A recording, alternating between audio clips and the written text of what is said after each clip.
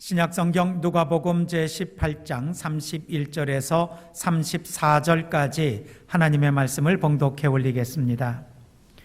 예수께서 12 제자를 곁에 불러놓으시고 그들에게 말씀하셨다. 보아라, 우리는 예루살렘으로 올라가고 있다. 인자를 두고 예언자들이 기록한 모든 일이 이루어질 것이다. 인자가 이방 사람들에게 넘어가고 조롱을 받고 모욕을 당하고 침뱉음을 당할 것이다. 그들은 채찍질한 뒤에 그를 죽일 것이다. 그러나 그는 사흘째 되는 날에 살아날 것이다. 그런데 제자들은 이 말씀을 조금도 깨닫지 못하였다. 이 말씀은 그들에게 그 뜻이 감춰져 있어서 그들은 말씀하신 것을 알지 못하였다. 아멘. 오늘은 종려주일입니다. 전 세계 모든 교회들이 부활주일을 앞두고 그 한 주 전 주일을 종려주일로 지키고, 종려주일 지킨 다음에 월요일부터 토요일까지를 고난주간이라고, 다른 때도 우리가 주님의 은혜를 생각하면 경건한 마음이 되지만 좀 집중적으로 우리 자신을 돌아보고 우리가 받은 은혜, 우리가 정말 주님이 어떻게 우리를 이끌어 주셨기 때문에 지금 살아갈 수 있는지를 생각하며 정성스럽게 보내는 기간이 이 고난주간이기도 합니다. 종려라는 말은 나무의 이름입니다. 우리나라에는 요즘은 이게 덜어 보이기도 하지만 야자 비슷하게 이파리가 갈라진 그런 것인데, 보통 환영하고 축하하고 할 때 사용하는 그런 나뭇가지입니다. 예수님께서 예루살렘으로 이렇게 들어가실 때에 사람들이 그걸 꺾어서 이렇게 환영하고 길에 깔고 했던 것을 기억하면서 우리가 이렇게 정한 것입니다. 즉, 오시는 주님을 환영한다라는 그 뜻인데, 부활주의를 앞두고 나서는 우리 마음이 예수님께서 십자가 지시고 고난당하신다는 것에 대한 생각 때문에 마음이 좀 무겁고 이렇게 침통한 분위기인데, 그 주일날에 환영하고 호산나 찬양하고 하는 것이 좀 이게 마음의 흐름상 잘 안 어울리기는 합니다.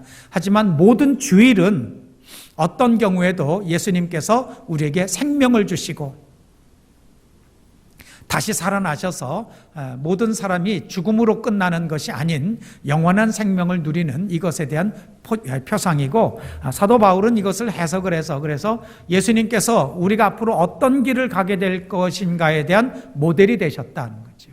표본이 되셨다라고 하는데, 성경에서는 이것을 부활의 첫 열매라고 얘기를 합니다.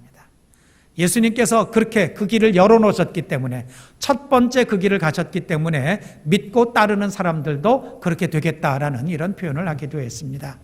그 일이 마지막 단계에서 이루어지는 것이 이제 예루살렘으로 올라가시는 바로 그 부분에 대한 것, 오늘 성경 본문이 우리에게 보여주고 있습니다.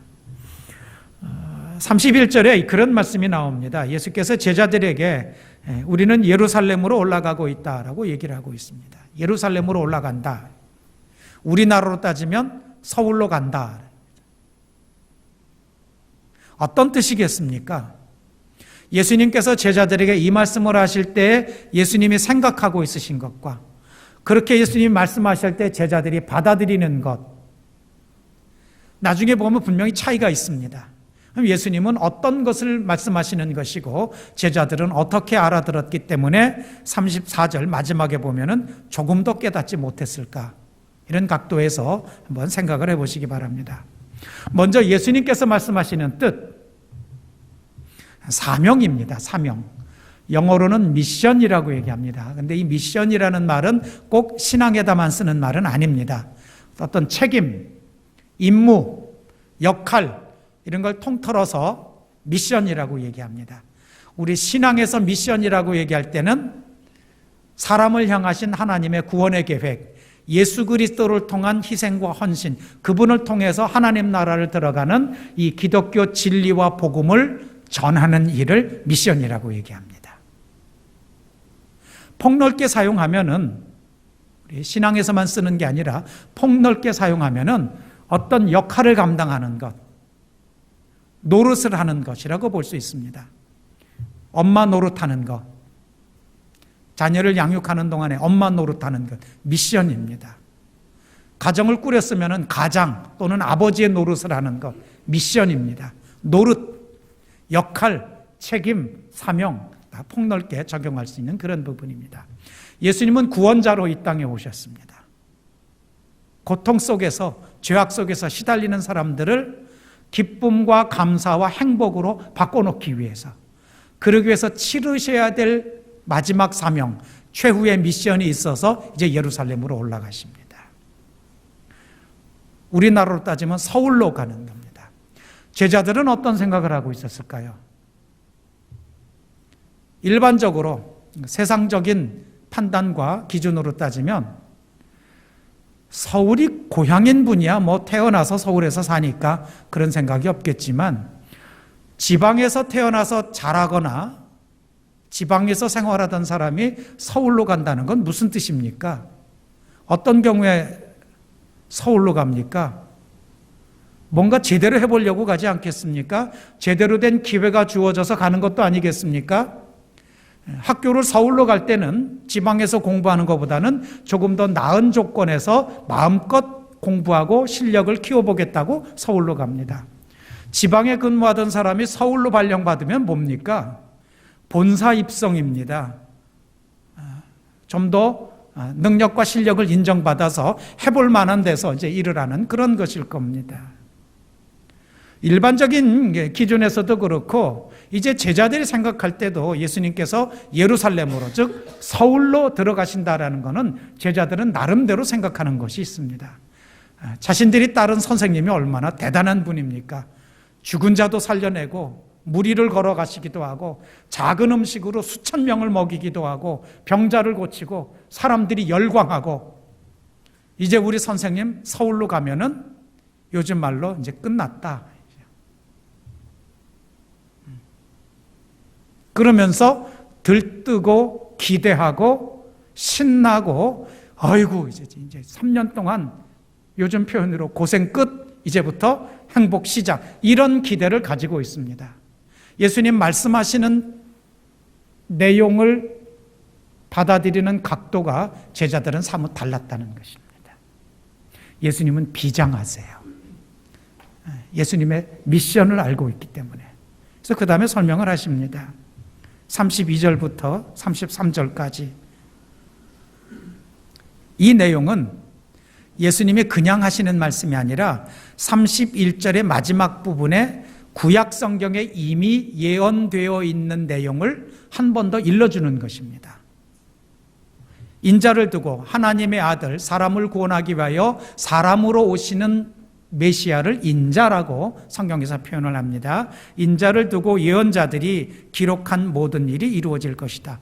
이 기록이 예언자들의 어느 부분에 기록이 되어 있을까요? 32절, 33절과 같은 내용이 예언자들의 어느 부분에 기록이 됐을까요? 어떤 예언자가 이런 내용을 예언했고 기록을 해놨겠습니까? 이사야지요. 이사야. 그것도 이사야의 뒷부분, 50장 근처 이후에 나오는 고난의 종에 관한 이제 그 부분이 32절, 33절이 됩니다.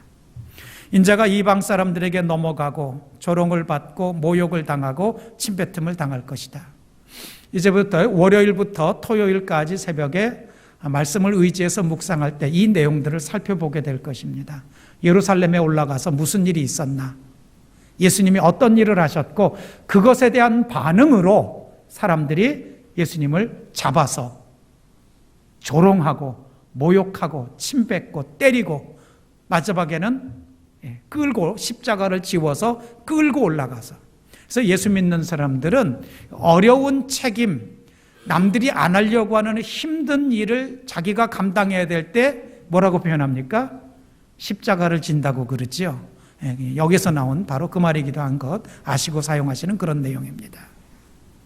그걸 설명을 하십니다. 그들은 채찍질한 뒤에 그를 죽일 것이다. 차근차근 예수님께서 제자들에게 말씀하시는데 이때 처음 말씀하신 것이 아니라 이것이 벌써 세 번째 말씀하고 있으셔요. 대충만 생각해 봐도 구약 성경에 이미 예언되어 있죠. 예수님께서 제자들에게 지금뿐만이 아니라 세 번 이미 이것까지 이제 세 번째 이 설명을 하고 있습니다. 네, 그러나 그는 사흘째 되는, 죽음을 당하겠지만은 사흘째 되는 날에 살아날 것이다. 이 날이 다음 주 부활주일을 우리가 그 날로 받아들여서 기념하고 감사하고 또 기뻐하면서 맞이하는 부활주일이 되게 됩니다. 그런데 34절도 그렇게 시작합니다. 그런데 제자들은 이 말씀을 조금도 깨닫지 못하였다. 구약 성경에 기록되어 있고 예수님도 벌써 이전에 2번 말씀하셨고 지금도 아주 침통하고 비통한 마음으로 제자들에게 차근차근 말씀하시는데 제자들은 깨닫지 못하는 정도가 조금도 깨닫지 못하였다. 왜 그랬을까? 왜 깨닫지 못했을까? 성경은 이렇게 설명하고 있습니다. 이 말씀은 그들에게 그 뜻이 감추어져 있어서라고 설명을 하십니다. 제자들을 조금 변호하는 입장이고 제자들 편에서 하는 이야기입니다. 말씀이 그들에게 그 뜻이 감추어져 있어서 가리워져라고 이렇게 표현됩니다. 이 말씀을 읽으시면서 얼핏 머릿속으로 예수님께서 제자들에게 비유로 말씀하신 것 중에 이것과 연관이 되는 부분을 우리 성도들께서 잠깐 찾아내 보시기 바랍니다. 머릿속으로 찾아내 보시기 바랍니다. 말씀이 그들에게 그 뜻이 감추어져 있어서 쉽지 않습니다만 열심히 생각을 하셔서 이것과 상관이 있는 주님께서 비유로 말씀하신 그 이전에 그 내용이 뭘까를 한번 생각해 보시기 바랍니다. 말씀이 그들에게 그 뜻이 감추어져 있어서 또는 가리워져서 조금도 깨닫지 못하였다.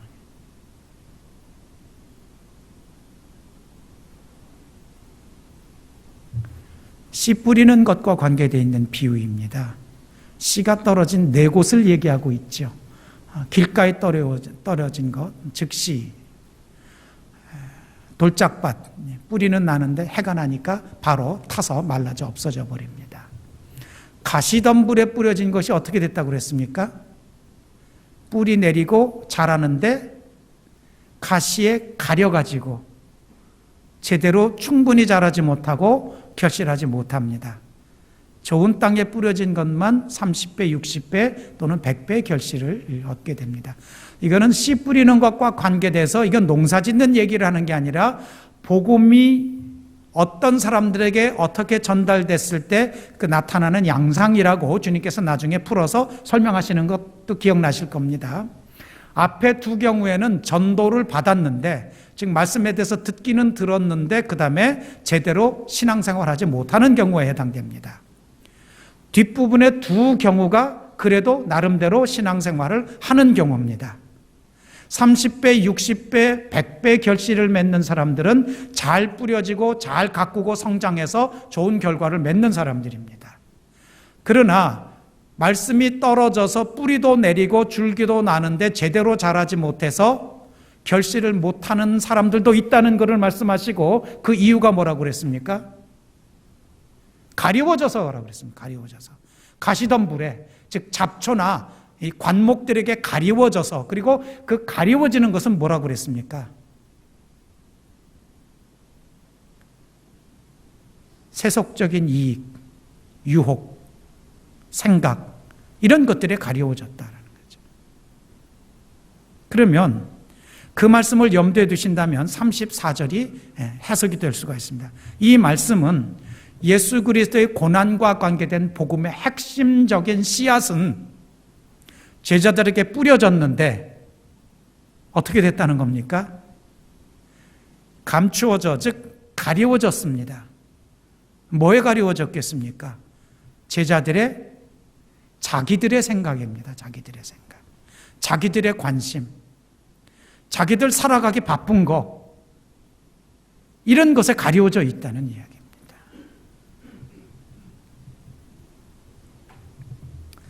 지난 한 주간 동안도 평소대로 대부분 하셨어요.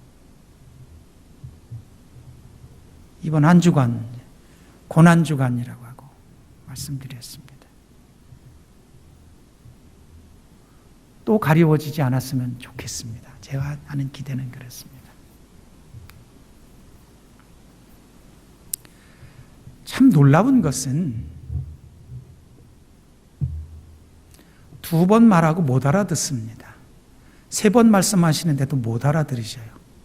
예수님 화 안 내셔요. 실망도 안 하시고. 왜 그럴까? 얘기해도 못 알아듣고 자기 생각이 많으니까 그렇습니다. 저도 요즘은 가끔 성도하고 얘기하다가 집사람한테 이제 제일 많이 혼납니다. 분명히 들었는데 기억을 못해요. 어떤 경우에 그렇습니까?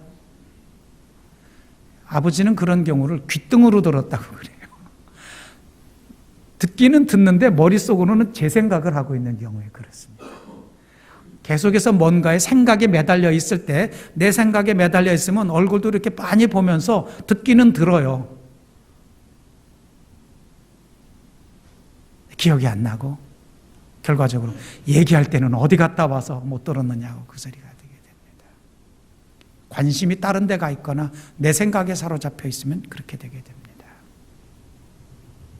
예수님께서 제자들에게 보신 것은 그때도 이미 주님은 아세요. 너희들이 지금은 이렇지만 십자가의 고난이 지나가고 성령 강림이 임하고 그리고 너희들이 능력과 권세를 힘입으면 그 중에 어떤 제자는 십자가에 거꾸로 매달려서 순교를 당하고 그 중에 어떤 제자는 목베임을 당하기도 하고 그 중에 어떤 제자는 경기장에서 맹수들에게 물어뜯기기도 하면서도 내가 받은 은혜, 내가 그렇게 한심하고 못 알아듣고 내 생각만 하던 사람인데도 또 사랑으로 베풀어주고 이끌어주고 기대를 가지고 나를 감싸 안아주던 그분의 은혜를 생각하면 나는 이제는 이걸 감당하겠다는 그런 사람들로 바뀌고 변화될 것을 주님은 아시기 때문에 그렇습니다. 이게 놀라운 것이고 이 마음이 우리들에게도 있습니다. 자녀를 양육하는 부모님들의 마음이 그래서 몇 번씩 사고를 쳐도 또 참고 똑같은 얘기를 반복적으로 되풀이해도 까먹고 똑같은 짓을 해도 또 참고 기다리는 것이 그 마음, 그런 마음을 하나님께서 우리에게 주셨기 때문에 그렇습니다. 사명 얘기해도 못 알아듣지요. 제자들이 그렇게 될 거를 예수님도 아시지만 그 고난 중에 기쁨과 생명의 길이 있다는 걸 주님은 아십니다. 이것도 우리도 알 수 있습니다. 남자들보다는 여자들이 더 잘 알 수 있습니다.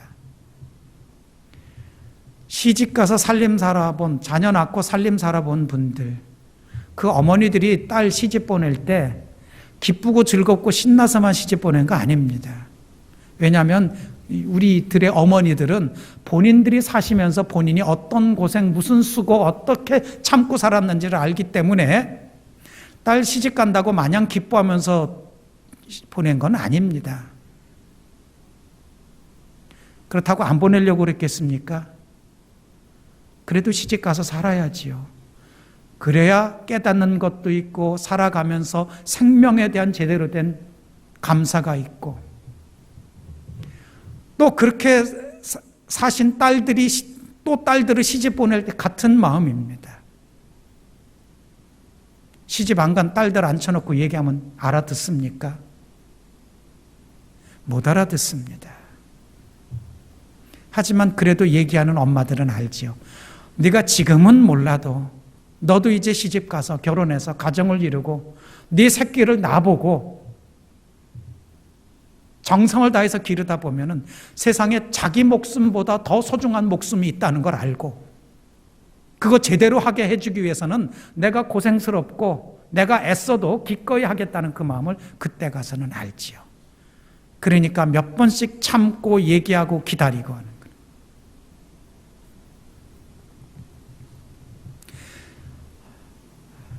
보통 은혜라는 말을 그래서 우리 신앙 안에서는 주님에 대해서 사용을 하고 사람들 사이에서는 부모에 대해서 은혜라는 말을 씁니다. 갚을 수가 없기 때문에 그렇습니다. 다른 경우는 신세입니다. 신세.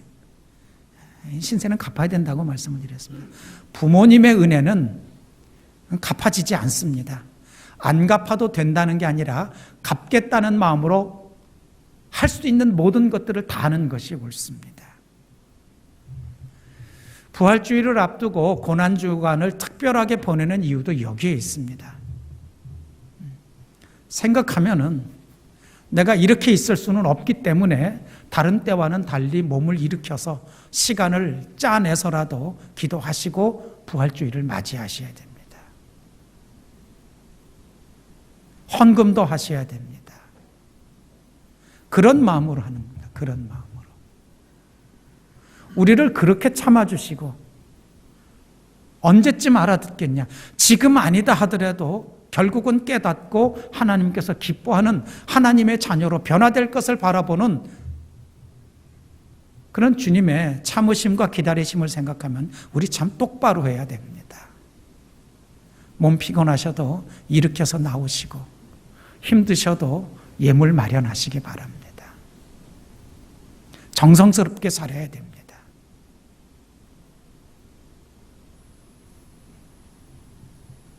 34절에 그렇게 되어 있지 않습니까? 그런데 제자들은 이 말씀을 조금도 깨닫지 못하였다. 이해를 못했다는 게 아닐 겁니다. 받아들이지 못했다는 것일 것입니다. 이해하는 거에 왜 못하겠습니까? 오늘 설교도 마찬가지 아니겠습니까? 하나님께서 우리에게 주시는 말씀,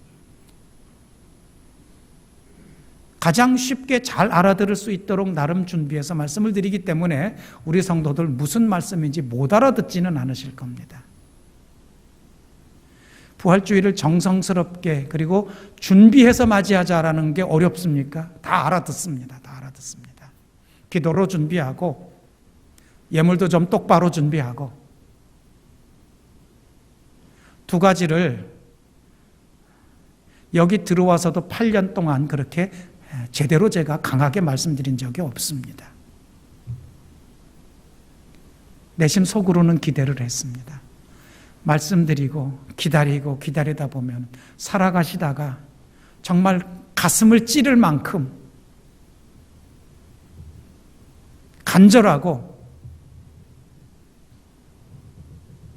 가슴 아플 정도로 마음을 울리는 그런 일들을 경험하시면서 우리 성도들이 예배를 드리는 것, 기도하는 것, 헌신하는 것, 예물 드리는 것, 주님께서 보시기에 네 마음이 나한테 와 있구나라고 인정할 만큼 될 것이라 믿고 점잖게 말씀을 드렸습니다. 점잖게 깨달으시고 점잖게 받아들여 오셨어요. 2019년도 처음부터 우리가 기도하고 있는 게 있습니다.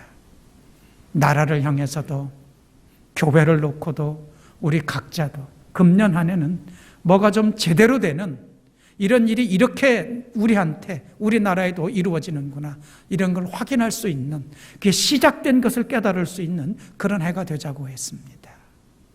그냥 되겠습니까? 내가 가만히 있는데 나는 똑같이 하고 있으면서 아닐 것입니다. 이번 부활주의를 우리 성도들 그렇게 준비하시기를 부탁을 드립니다. 특별히 나라를 생각할 때 오늘 교동문 중에 있는 내용을 다시 한번 보시기 바랍니다. 가지고 있는 예배 순서지로 교동문 보면은 이런 말들이 나옵니다. 주님께서 하시는 말씀입니다. 그는 온순하셔서 곧 나귀 새끼인 어린 나귀를 타고 오신다고 그랬습니다. 강하고 위압적인 것으로가 아닙니다. 그리고는 오셔서 하는 일은 에브라임에서 병거를 없애고 예루살렘에서 군마를 없애며 전쟁할 때 쓰는 활도 꺾으려고 한다. 옛날에 이랬다면 우리가 나라를 위해서 기도할 때 이건 우리나라에는 어떤 얘기겠습니까? 더 이상 적대적으로 싸울 일이 없어져서 휴전선에 매립되어 있던 지뢰 다 제거하고 총 들고 대포 들고 휴전선 지키지 않아도 되고 탱크 사는 데다 돈 들일 것으로 몸 불편하신 어르신들 위해서 배려를 하고 비행기 사가지고 대비할 것에다가 어린 나이에 부모님을 잃고 소년소녀 가장된 아이들이 교육받고 양육받을 수 있는 기회에다가 그 예산을 쓸 수 있게 되는 이런 일들을 옛날식으로 표현하는 것이 군마를 없애고 활을 없애는 그런 일들입니다.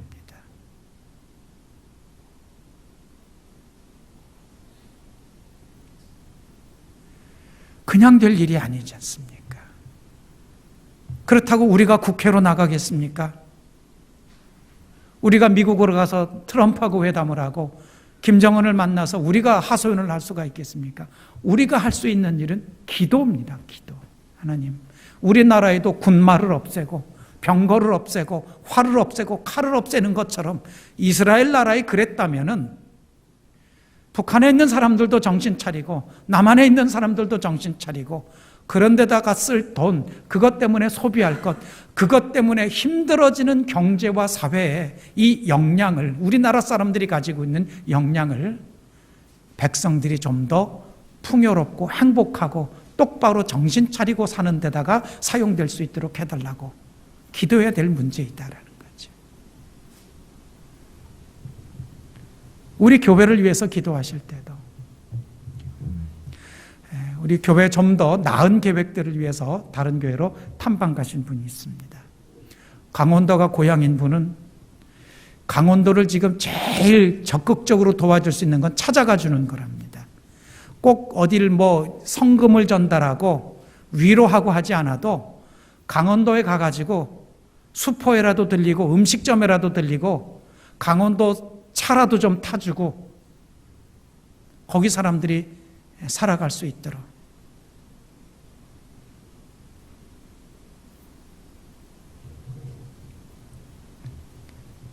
우리 마음속에 우리에게 주어진 사명, 미션입니다.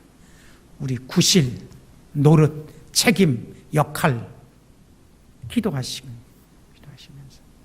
동시에 하나님, 제가 애비 노릇 좀 제대로 할 수 있도록, 내가 애미 노릇을 좀 제대로 할 수 있도록, 밥 해미고 옷 입히고 학교 보내는 것이 다가 아닌 엄마한테서 건너가야 될, 아버지를 보고 본받아야 될 어떤 것들이 있을 텐데 하나님, 나 그거 똑바로 할 수 있게 해달라고. 그래야 가정이 든든히 서지 않겠습니까? 아이들이 아버지를 존경하고 엄마를 의지하면서 다른 데가 좀 불편하더라도,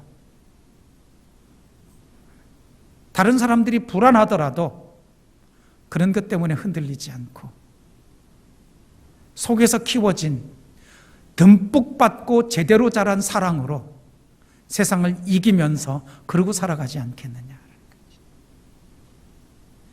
그런 소망이 이번 고난주간 제대로 보내면서 부활주일 맞이함으로 우리 각 성도들의 대개의 가정과 삶 위에, 평생의 삶 위에, 그리고 우리 교회 위에, 온 나라에 있어지시기를 주님 이름으로 축원을 드립니다.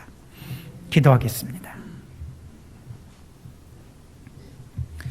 하나님 아버지, 우리가 제대로 하지 않으면 누가 있어서 제대로 하겠나이까? 하나님의 말씀을 우리가 깨달으려고 애쓰지 않으면 어떤 사람이 잘 깨달아서 하나님 뜻대로 살겠다고 나서겠나이까? 이번 2019년도 부활주의를 앞두고 우리 성도들이 이것을 사명, 미션으로 깨닫고 받아들이게 하여 주시옵소서. 몸을 일깨우게 하여 주시옵소서. 마음을 일깨우도록 하게 하여 주시옵소서. 내가 내 올바른 생명과 삶과 그것의 터전이 되는 신앙을 위해서는 아까울 게 없다는 마음으로 주님 앞에 헌신하며 섬길 수 있는 주님의 마음에 꼭 드는 제자들 되게 도와주시옵소서. 예수님 이름으로 기도드리옵나이다. 아멘.